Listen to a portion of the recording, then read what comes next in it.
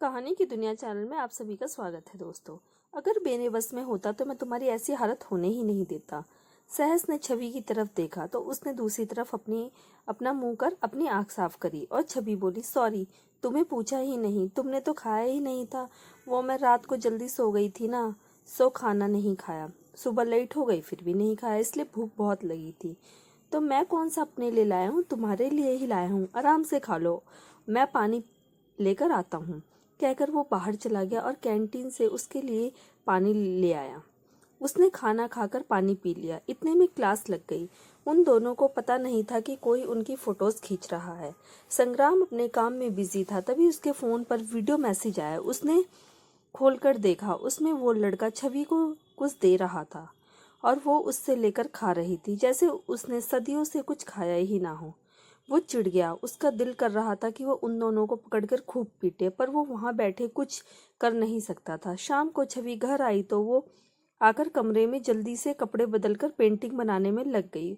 उसने प्रदर्शनी के लिए जमा करवानी थी, सो वो बैठकर बनाने लगी। उसने आधी पेंटिंग बनाई थी, तभी संग्राम आया। वो उसके पास आकर खड़ा हो गया। वो उसे देख रहा था, लेकिन छवि को पता ही नहीं चला कि वो अपनी पेंटिंग बनाने में व्यस्त थी। संग्राम को बहुत गुस्सा आया। उसने उठाकर उसके रंग की प्लेट उसकी पेंटिंग पर उड़ेल दी। कुछ रंग छवि पर भी गिर गए। वो हैरान होकर उसकी तरफ देखने लगी। संग्राम उसका चेहरा देखकर वहां से चला गया। बुआ और भाभी नीचे ये शोर सुनकर बहुत खुश हो रही थी। छवि ने उसी पेंटिंग को ऐसे ही रख दिया और दूसरी पेंटिंग बनाने में लग गई। कुछ दिन उसने कॉलेज में से किसी से ज्यादा बात नहीं की। वो चुपचाप पेंटिंग बनाती रहती। सहस उसका उतरा हुआ चेहरा देखता रहता। इतने दिनों में उसे ये तो पता चल गया था कि वो अपने पति के साथ खुश नहीं है। वो उसे हंसाने की कोशिश करता था, पर वो हंसते हुए रो पड़ती थी। मीना को भी कुछ नहीं बताती थी। भला वो अपने पति की बुराई कैसे करे। उस दिन छुट्टी के बाद उसका घर जाने का दिल नहीं हो रहा था। मीना आज आई ही नहीं थी। वो अकेली ही थी। जब वो बाहर आई तो उसने देखा कि कार पहले से खड़ी है। वो कार में आकर बैठ गई, लेकिन जब कार नहीं चली तो आगे ड्राइवर की तरफ देखा तो उसकी धड़कनें रुक गई। ये संग्राम था। उसने जल्दी से दरवाजा खोला और आकर आगे बैठ गई। सहस दूर खड़ा ये सब देख रहा था। उसके बैठते ही संग्राम ने कार चला दी। उसका सिर आगे टकराया। उसने जल्दी से सीट बेल्ट लगा ली।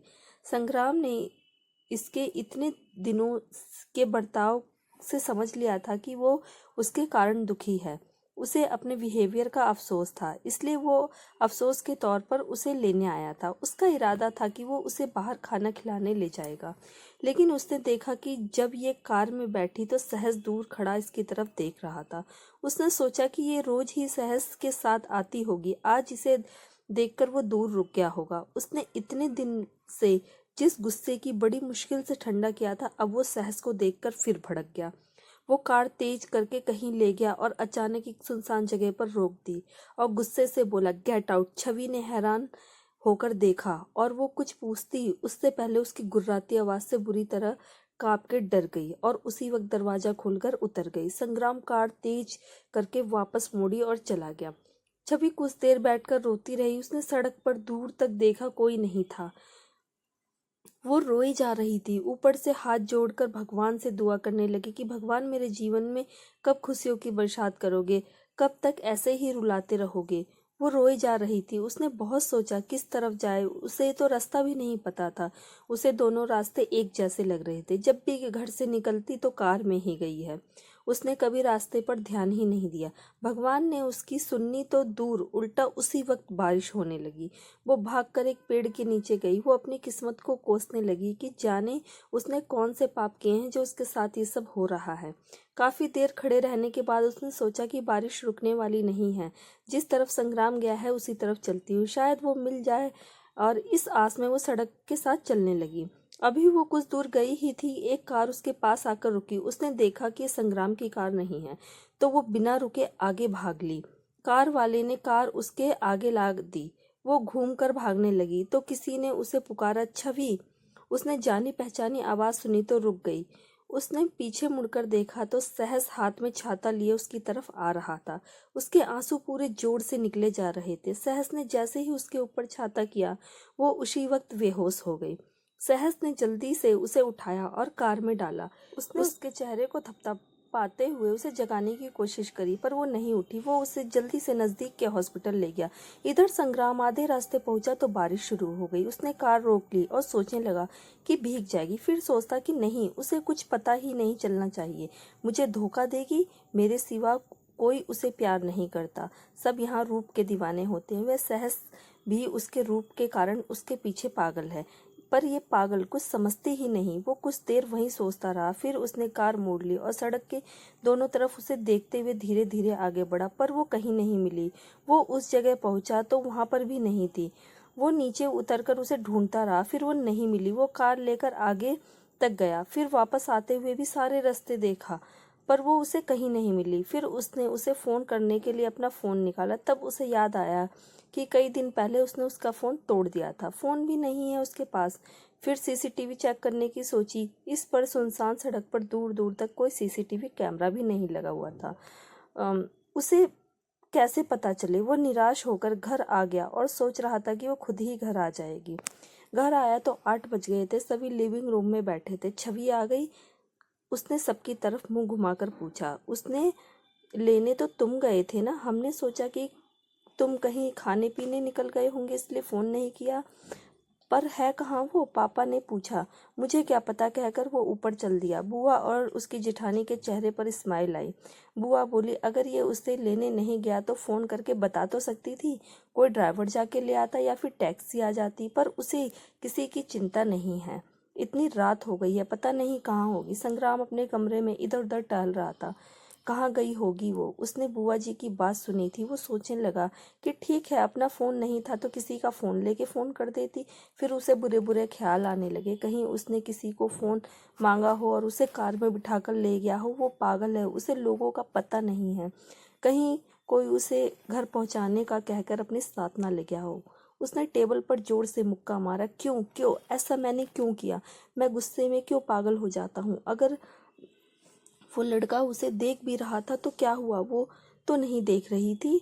उसने मेरी इतनी प्यारी तस्वीर बनाई, मुझे बिना सामने बिठाए। इसका मतलब ये कि मैं उसके दिल में बसा हूँ। अब वो आएगी तो मैं उसे बहुत प्यार दूंगा, उसे रोने नहीं दूंगा। Private clinic. सहज छवि को नज़दीक के एक क्लिनिक में ले गया। डॉक्टर जल्दी से उसे देखने लगे। उन्होंने देखा कि इसका बीपी बहुत लो हो गया था। उन्होंने उसे ड्रिप दी और नर्स से कहकर उसके कपड़े बदलवाए। डॉक्टर के बाहर आते ही सहस ने पूछा, इसे क्या हुआ है? इनका बीपी बहुत लो हो गया है। आपको पता नहीं है क्या? क्या ये पहले भी हुआ है? अगर ये कभी फिर बेहोश हों तो इन्हें खाने में चॉकलेट दे सकते हैं। अगर घर पर हैं तो कॉफ़ी दीजिए, भूखा ना रहने दे, खूब पानी पिलाएं। डॉक्टर ने बताया। जी, मैं इसका क्लासमेट हूँ, मुझे ये सब नहीं पता, लेकिन अब मैं इसे समझा दूंगा। डॉक्टर, ये कब तक होश में आएगी? सहस ने पूछा। कुछ कह नहीं सकते, बीपी जैसे ही सेट हो जाएगा तब तक कुछ कह नहीं सकते। एक बात और है, ये बहुत डरी हुई है, किसी चीज का शौक लगा है जैसे। कुछ हुआ है क्या? डॉक्टर ने पूछा। जी, हो सकता है, पर मुझे कुछ नहीं पता।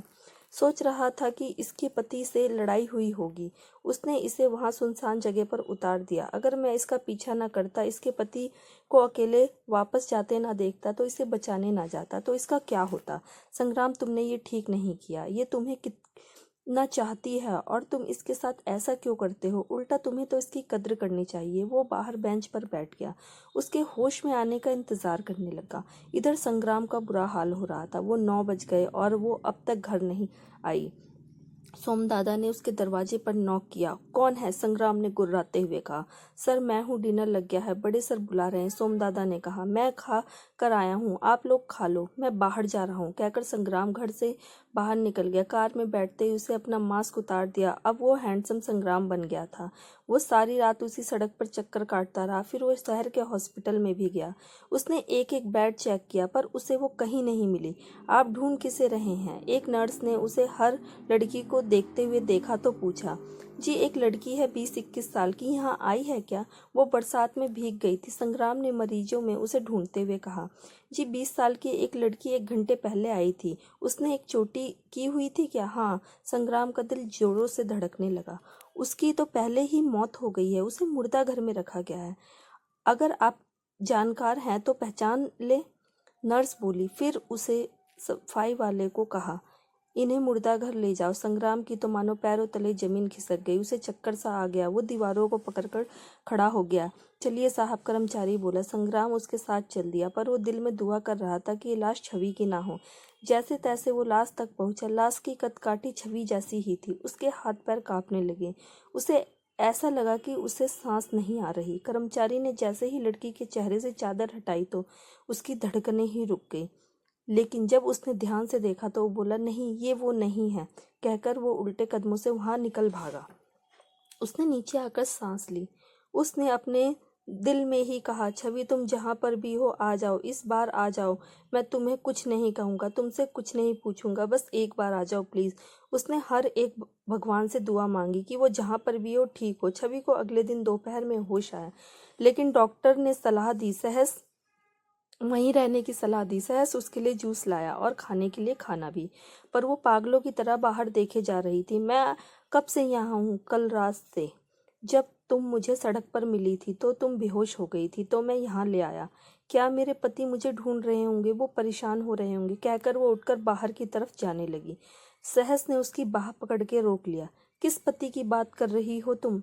वही जो तुम्हें तेज बारिश में सुनसान सड़क पर अकेले छोड़ गया था। तुमने सोचा भी है, अगर मैं ना आता तो तुम्हारा क्या होता? मर भी जीती या मर जाती? कोई हवस का भूखा तुम्हें उठाकर ले जाता। ऐसे आदमी को तुम पति कहती हो? ऐसे पति से तो विधवा होना अच्छा है। फटाक फटाक। सहस कुछ बोलता इससे पहले छवि ने उसके मुंह पर दोनों तरफ थप्पड़ मारे और बोली, वो मेरे पति हैं, वो मेरे साथ कुछ भी कर सकते हैं। तुम हमारे बीच बोलने वाले कौन होते हो? पीछे हटो, दोबारा हाथ न लगाना मुझे, कहकर उसने उसका हाथ पीछे किया और बाहर को चल दी। डॉक्टर, नर्स सबने रोका, पर वो नहीं मानी। तब सहस ने उसकी दवा ली और उसके साथ चल दिया। तुम मेरा पीछा ना करो, उसने सहस से अपना बैग खींचकर कहा। सॉरी छवि, मुझसे गलती हो गई, अब ऐसी बात नहीं बोलूंगा। तुम ऐसे मत जाओ, तुम्हारी हालत ठीक नहीं है। मुझे एड्रेस दो, मैं खुद उसके पास छोड़ आता हूँ, सहस ने कहा। कुछ देर खड़ी रहने के बाद वो रो पड़ी। सहस के पास आया। अब वो क्यों रो रही है? क्या हुआ?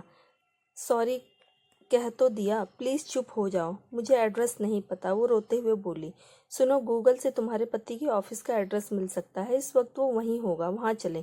सहस ने जानबूझकर पूछा ताकि ये मना कर दे। चलो, छवि ने बिना समय लगाए कहा। सहस उसी वक्त बिना समय वेस्ट किए उसे संग्राम फैब्रिक्स के ऑफिस ले गया। छवि ने कार की खिड़की से देखा तो बहुत बड़ी बिल्डिंग थी। चलो, हम पहुंच गए हैं, सहस बोला। छवि उतरकर चल दी। सहस उसके साथ चल दिया, पर वो बोली, थैंक यू सहस, अब आगे मैं खुद चली जाऊंगी, तुम्हारी मदद को हमेशा याद रखूंगी, कहकर वो आगे बढ़ गई। सहस वहीं खड़ा उसे देखता रहा। वो अंदर गई तो रिसेप्शन पर उसे रोक लिया। यस मैडम, आपको किससे मिलना है? जी, मुझे संग्राम मेहता से मिलना है। मैडम, आपने समय लिया है उनसे? नहीं, आप प्लीज उन्हें कह दीजिए कि छवि आई है, प्लीज एक बार कहिए। रिसेप्शनिस्ट को भी इस पर तरस आ गया। उसने ओम को फोन किया। हेलो सर, एक लड़की आई है, कहती है सर से मिलना है, अपना नाम छवि बता रही है। क्या? एक काम करो, वीडियो कॉल करके उस लड़की की फोटो खींचकर भेजना। संग्राम का मूड बहुत खराब था, वो किसी की बात सुन ही नहीं रहा था। कोई उसके पास जाने की हिम्मत नहीं कर रहा था। तभी फोन के मैसेज पर छवि की फोटो आई। वो उसी वक्त नीचे उसे लेने आया और उसे लेकर अपने ऑफिस की तरफ भागा। उसने दरवाजे पर नॉक किया। कौन है? अंदर से गुस्से भरी आवाज आई। ओम ने दरवाजा खोलकर छवि को अंदर जाने को कहा। छवि चुपचाप अंदर चली गई। संग्राम ने मुंह पर मास्क और काला चश्मा पहना हुआ था। उसने सोचा कि ओम होगा। तुझसे कहा था कि वो नहीं मिली तो शक्ल मत दिखाना। जी, मैं हूँ छवि, छवि ने दबी आवाज में कहा। उसने देखा कि संग्राम ने कल वाले ही कपड़े पहने हैं और उसके बाल भी बिखरे हुए हैं।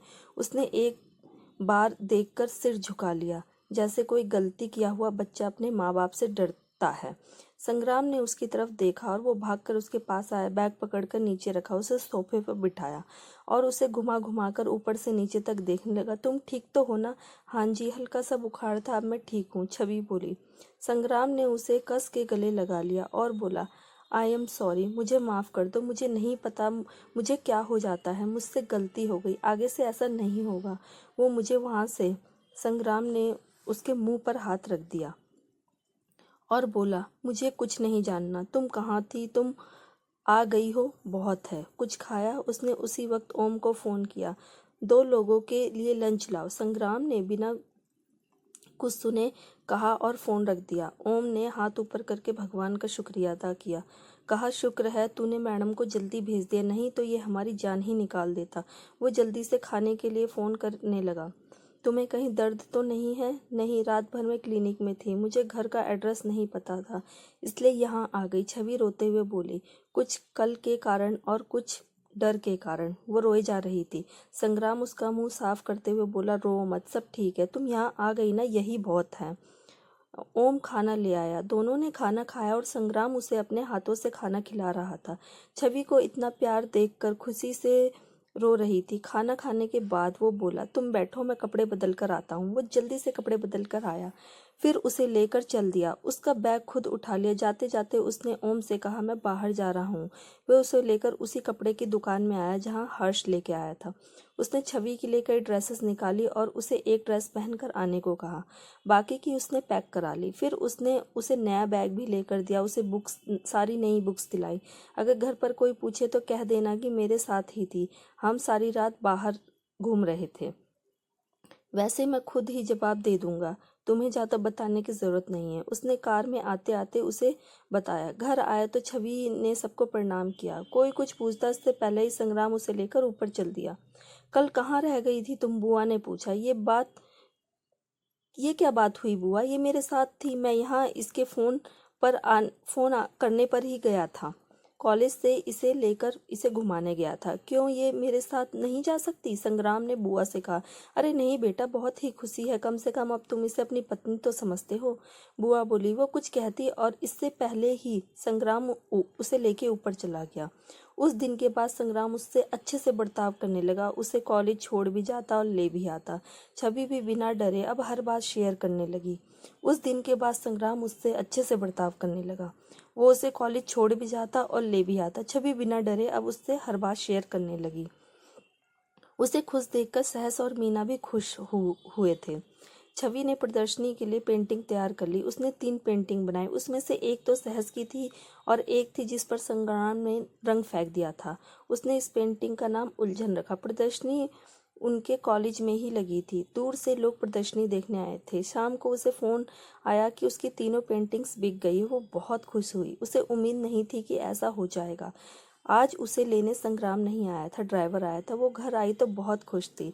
लिविंग रूम में पापा बैठे थे। उसे देखकर बोले, आ गई बेटा, क्या बात है, बहुत खुश लग रही हो, मुझे भी बता दो, मैं भी खुश हो जाऊं। पापा, मैंने कॉलेज प्रदर्शनी के लिए 3 पेंटिंग्स दी थी, वो तीनों ही अच्छे दामों में बिक गई हैं। उसने पापा के पास बैठकर खुश होकर कहा।